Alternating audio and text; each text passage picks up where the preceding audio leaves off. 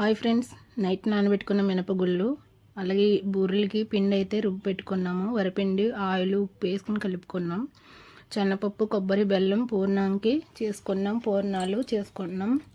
ఉండలుగా రౌండ్గా చుట్టుకుని పర్ణానం అయితే స్వీట్ చేసుకున్నాం ఫ్రెండ్స్. వినాయకుడికి గణేష్ పూజ అయితే చేసుకొని మేము స్టవ్ పెట్టుకున్నప్పుడుల్లా పెద్దగా వంట చేస్తున్నప్పుడు ఆయిల్ వీటి యొక్క రౌండ్గా బూరెలు అయితే బాగా వస్తున్నాయి. బూరెలు అయితే వేసేసుకున్నాం ఫ్రెండ్స్. అప్పకాతో మెల్లగా నిదానం కలుపుతూ ఉండాలి. రౌండ్గా అవి బ్రౌన్ కలర్ వచ్చేంత వరకు అయితే వేయించుకోవాలి. ఒకటే కలర్ అయితే సైడ్కే ఉండిపోతే తిప్పుతూ ఉంటే బాగా కలర్ అయితే వస్తాయి. మీకు కానీ నచ్చితే లైక్ అండ్ షేర్, సబ్స్క్రైబ్ చేసుకోండి. కొత్తగా చూసిన వాళ్ళు లైక్ కొట్టండి, షేర్ చేయండి ఫ్రెండ్స్.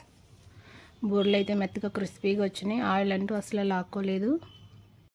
ఫైనల్గా బూరెలన్నీ రెడీగా వచ్చినాయి. బాగా రెడీ అయిపోయి మీకు కానీ నచ్చితే బూరెలు ఎంతమంది ఇష్టమో చేయండి, కామెంట్ చేయండి. మా అన్నయ్య వాళ్ళు తిరుపతి వెళ్ళారు ఫ్రెండ్స్.